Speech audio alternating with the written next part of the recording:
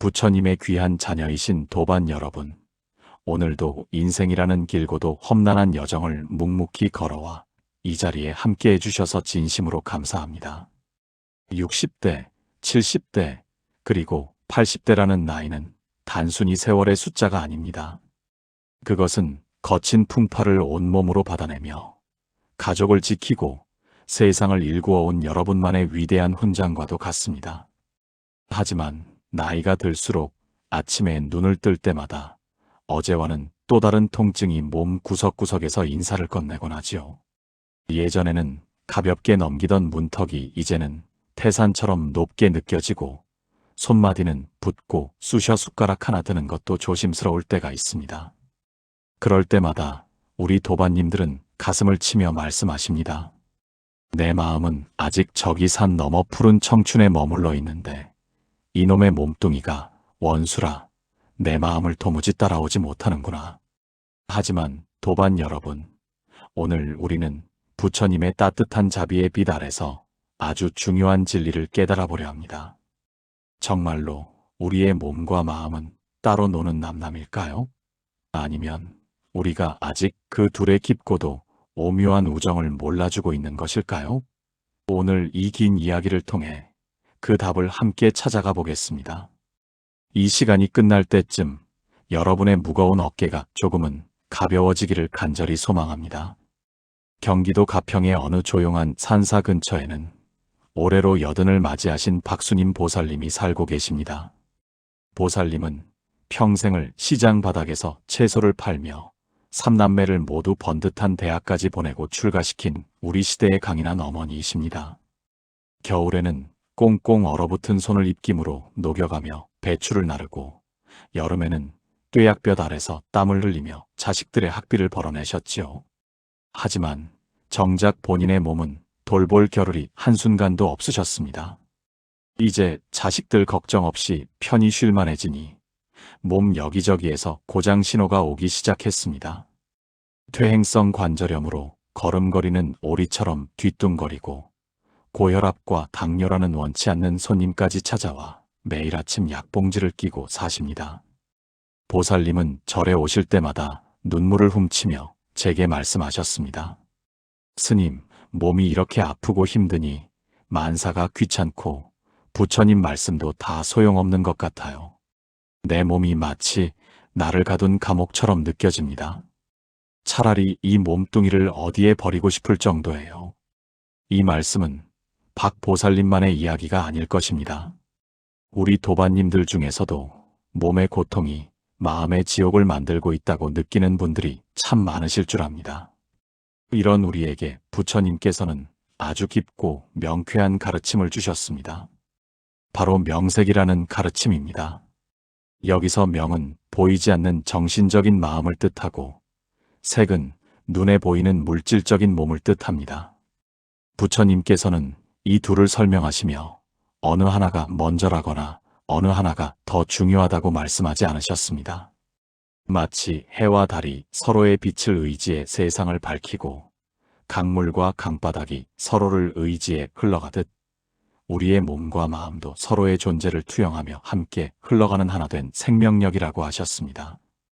우리가 몸이 아플 때 마음이 우울해지는 것은 지극히 자연스러운 이치입니다. 몸이라는 도화지에 병이라는 얼룩이 지면 마음이라는 화가의 기분도 상하기 마련이니까요. 그러나 반대로 우리가 마음의 창을 밝게 닦아내면 몸의 통증조차 부드러운 안개처럼 흩어질 수 있다는 사실을 우리는 너무나 자주 잊고 삽니다. 오늘 이 법문은 바로 그 잃어버린 연결고리를 다시 찾아 여러분의 남은 생을 원망이 아닌 평화로 가득 채우는 소중한 시간이 될 것입니다. 부처님께서 어느 날 기원정사에서 제자들을 불러 모으시고 마당에 있는 갈대 더미를 가리키며 물으셨습니다. 제자들이여, 여기 두 개의 갈대 묶음이 있다. 이 두 묶음은 서로 어떻게 서 있느냐? 제자들은 망설임 없이 답했습니다. 세존이시여, 이 두 묶음은 서로가 서로를 지탱하며 기대어 서 있습니다. 만약 한쪽 묶음을 치워버리면 다른 쪽 묶음도 곧장 힘없이 쓰러지고 말 것입니다. 부처님께서는 자비로운 미소를 지으시며 고개를 끄덕이셨습니다. 우리의 몸과 마음도 이 두 갈대 묶음과 똑같다. 마음이 불안에 떨면 몸이 곧 병들고, 몸이 학대를 받으면 마음 또한 편히 쉴 자리를 잃고 방황하게 된다. 그러니 진정으로 건강해지고 싶다면 마음의 밭을 먼저 일구고, 진정으로 평화로워지고 싶다면 내 몸을 가장 귀한 손님처럼 대접하라. 이 갈대 묶음의 비유는 2600년이 지난 지금 노년의 고독과 통증 앞에 서 있는 우리 도반님들에게 그 어떤 명약보다도 값진 처방전이 될 것입니다. 우리가 아픈 것은 몸만이 아닙니다. 그 몸을 지탱하던 마음의 갈대가 잠시 기울어진 것뿐입니다. 우리는 흔히 우리 몸을 마치 공장의 기계처럼 생각하는 경향이 있습니다. 고장나면 기름을 치고 부품이 낡으면 갈아 끼우는 그런 차가운 물건으로 대하는 것이죠. 하지만 불교적인 관점에서 우리 몸은 단순히 고기 덩어리가 아닙니다. 몸은 마음이 머무는 가장 성스러운 집이자 우리가 살아온 마음의 궤적이 고스란히 그려진 정교한 지도와 같습니다. 여러분의 거친 손마디를 보십시오. 단순히 일을 많이 해서 굵어진 것이 아닙니다.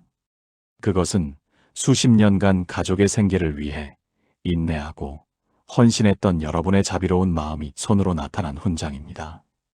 여러분의 굽은 등은 세상의 모진 바람을 대신 맞으며 자식들을 따뜻하게 품어 안았던 거룩한 사랑의 흔적입니다.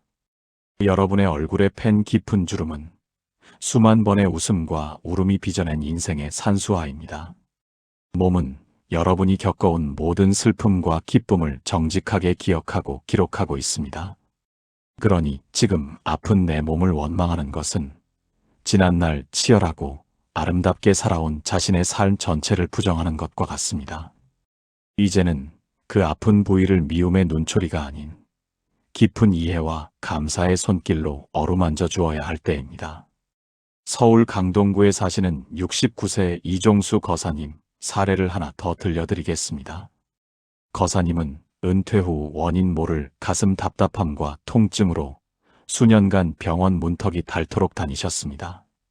큰 대학병원을 가봐도 최첨단 기계로 찍어봐도 의사들은 늘 같은 말만 했습니다. 신체적으로는 아무런 이상이 없으니 스트레스성 혹은 신경성입니다. 라는 말이지요.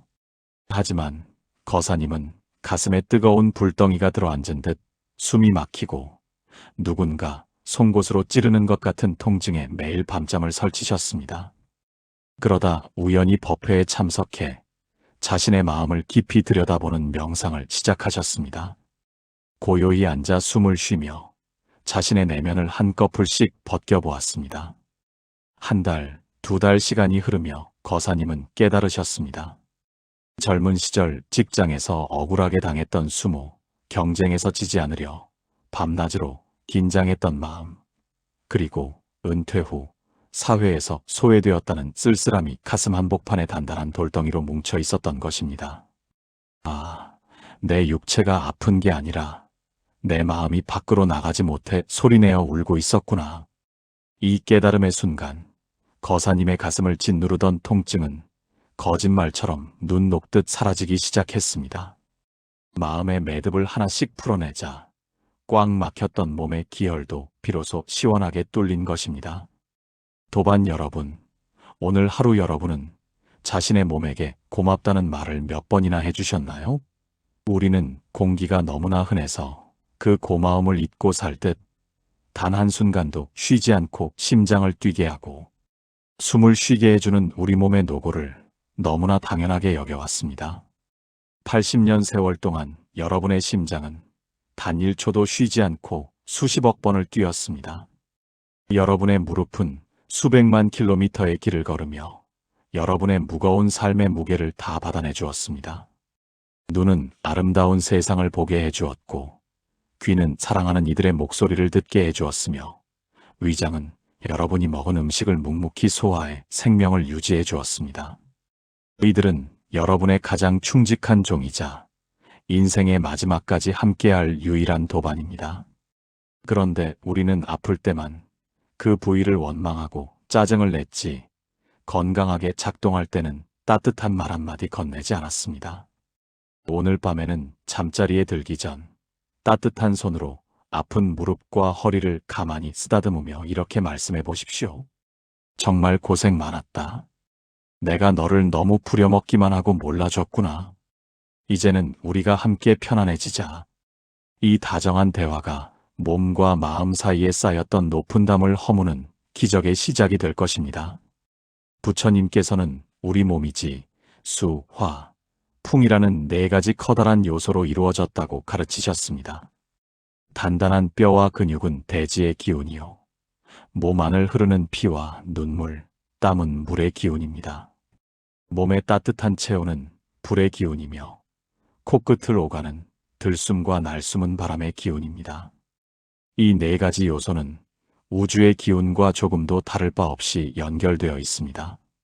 우리가 숲속에 들어가면 마음이 평온해지는 이유는 우리 몸속의 대지가 숲의 대지와 만나고 우리 몸속의 바람이 숲의 바람과 하나가 되기 때문입니다. 마음이 번잡하고 몸이 무거울 때는 흙을 밟고 걷거나 흐르는 물소리에 귀를 기울여 보십시오. 따스한 햇볕 아래 잠시 앉아 바람의 감촉을 느껴보십시오. 내 몸속의 사대가 우주의 사대와 공명하기 시작할 때 우리 마음의 병도 치유의 길로 자연스럽게 들어서게 됩니다. 내 몸이 곧 우주이고 우주가 곧 내 몸이다라는 사실을 느끼는 순간 병이라는 것은 그 거대한 질서 속의 작은 파도에 불과하다는 것을 알게 됩니다. 몸은 결코 외따로 떨어진 섬이 아니라 우주 전체와 실시간으로 소통하는 가장 신비로운 성전입니다. 인생의 황혼기에 접어든 우리가 겪는 가장 큰 심리적 괴로움 중 하나는 바로 무언가를 잃어간다는 강한 상실감입니다. 젊은 날에 탄탄했던 근육이 사라지고 기억력은 안개처럼 가물가물해지며 곁을 지키던 오랜 인연들이 하나둘 세상을 떠나가는 것을 보며 우리는 깊은 허무에 빠집니다. 이제 나는 쓸모없는 존재가 되었구나라는 생각이 들기도 하지요. 부처님께서는 이를 재행무상, 즉 모든 것은 변하며 영원한 것은 없다는 진리로 설명하셨습니다. 하지만 우리는 이 변화를 단순히 쇠퇴나 패배로만 받아들입니다.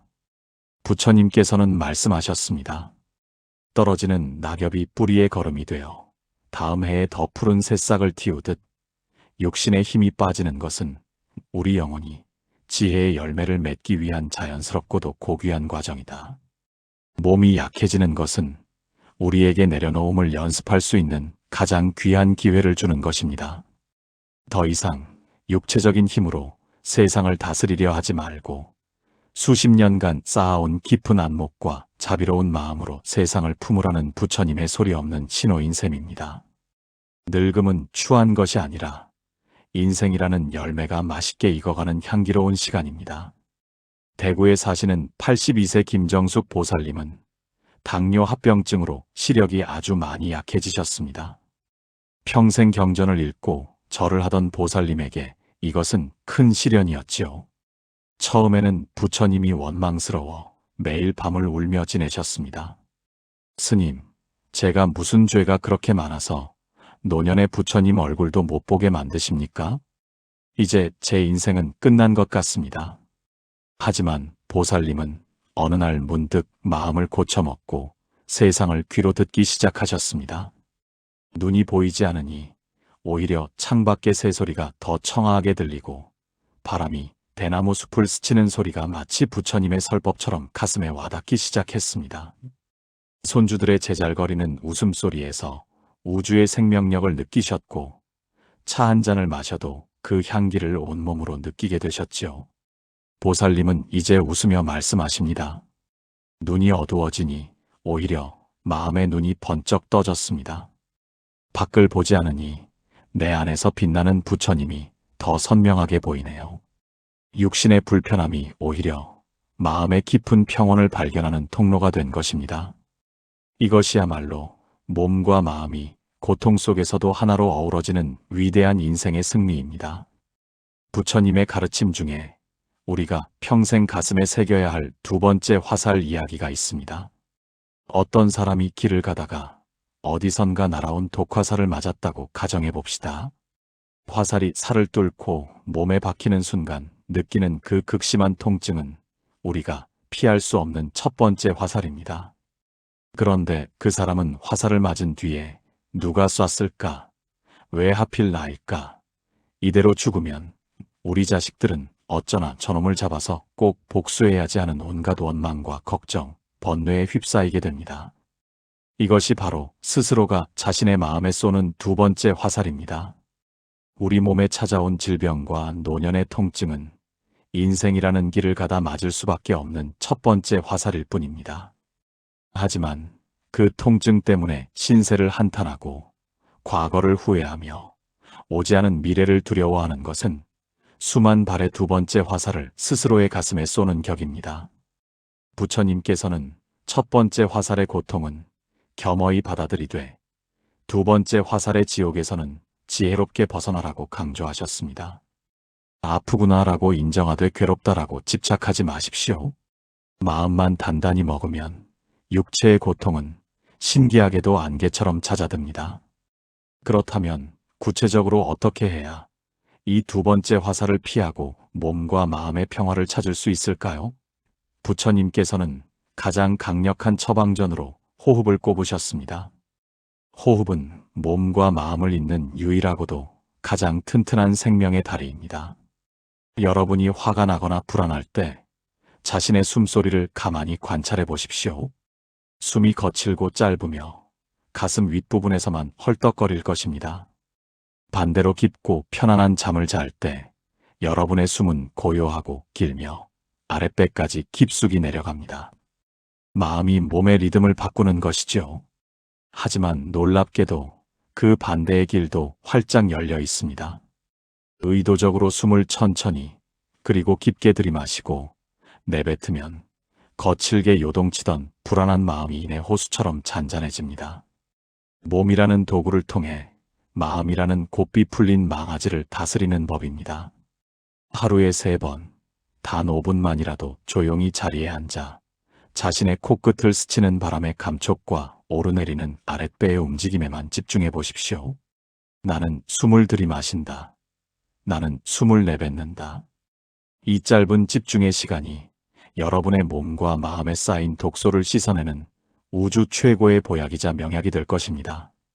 전남 순천에 사시는 75세 한진호 거사님은 최근 무릎 인공관절 수술을 받으셨습니다.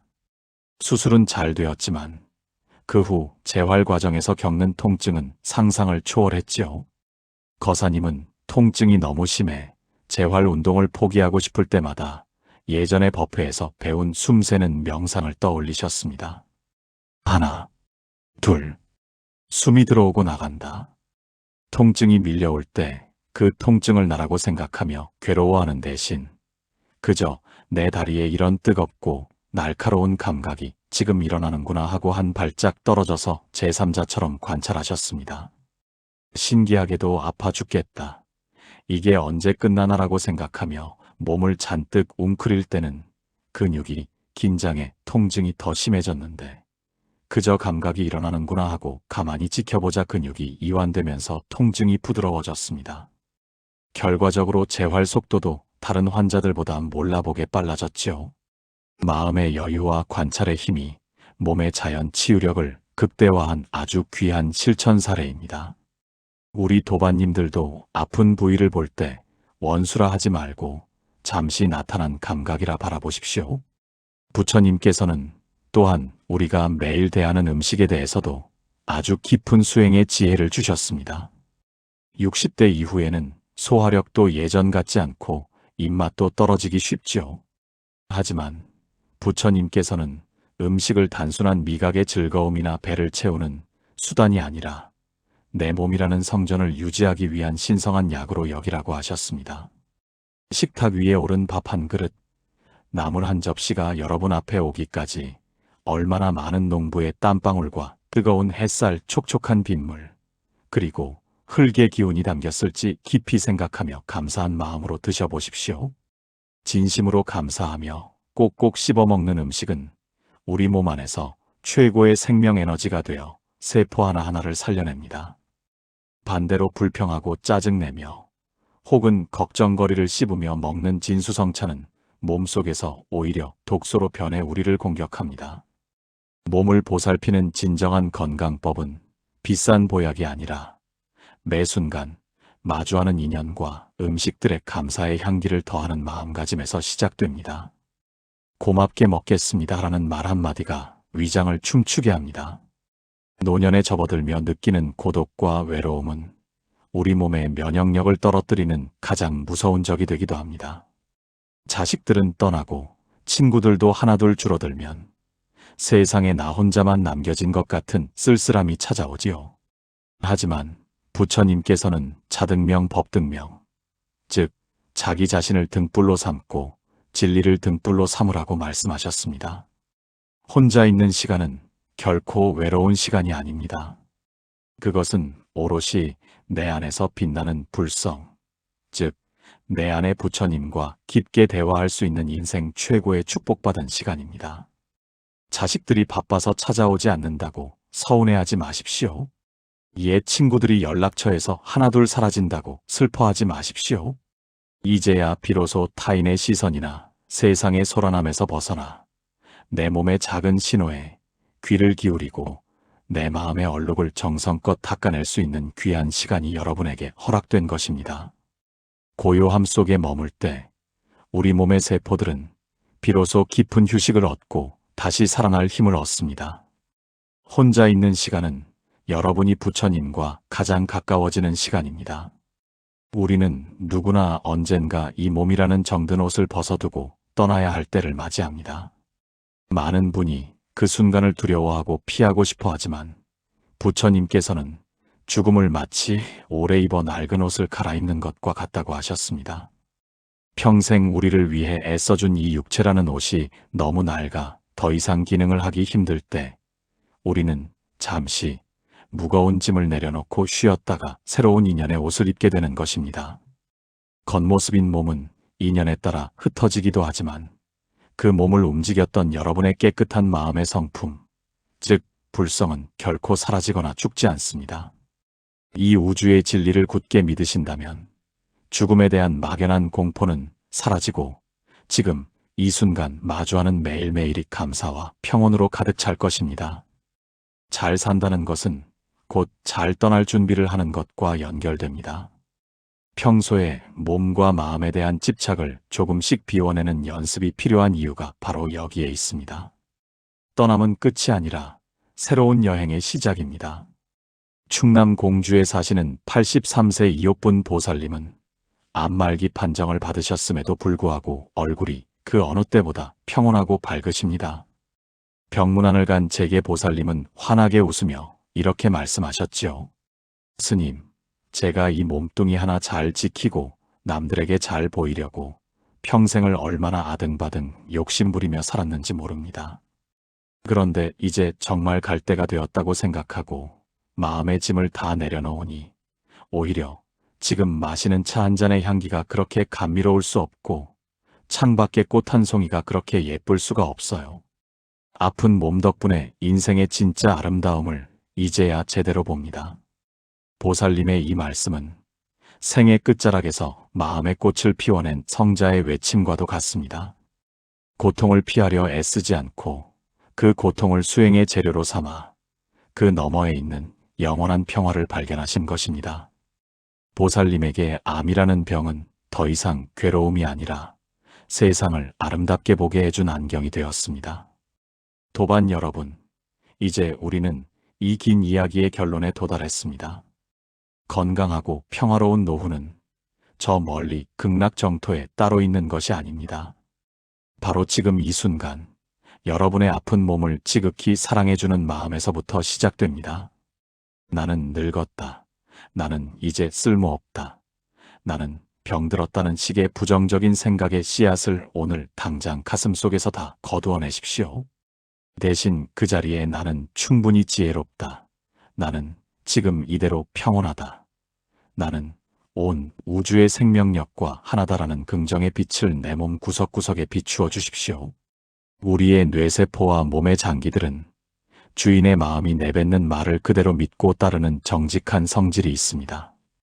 여러분이 몸에게 괜찮다, 사랑한다고 말해주면 몸도 그 말에 응답해 치유의 호르몬을 만들어냅니다. 여러분의 마음이 스스로를 밝히는 환한 등불이 되면 어둡고 아팠던 몸의 그늘진 곳들도 다시금 생동감 있게 살아나게 될 것입니다. 여러분은 여러분 몸의 가장 위대한 의사입니다. 편안하게 앉아 어깨에 힘을 빼고 여러분의 가슴 위에 두 손을 가만히 얹어 보십시오. 손끝을 통해 느껴지는 따뜻한 온기와 규칙적으로 뛰는 심장의 박동을 느껴보십시오. 이 박동은 부처님의 자비심이 여러분에게 보내는 살아있어 주어 고맙다는 생명의 메시지입니다. 크게 숨을 들이마시며 우주의 맑고 깨끗한 기운이 내 정수리부터 발끝까지 가득 채워진다고 상상하십시오. 숨을 내뱉으며 내 몸속의 모든 염증과 통증, 마음속의 찌꺼기들이 검은 연기가 되어 몸 밖으로 멀리 나간다고 생각하십시오. 나의 몸아, 그동안 미안했다. 그리고 참으로 고맙다. 나의 마음아, 이제는 편히 쉬어라. 우리는 함께 이 길을 걸어가는 가장 친한 도반이다. 이 짧은 위로와 사랑의 고백이 여러분의 온몸을 감싸 안는 따뜻한 치유의 빛이 될 것입니다.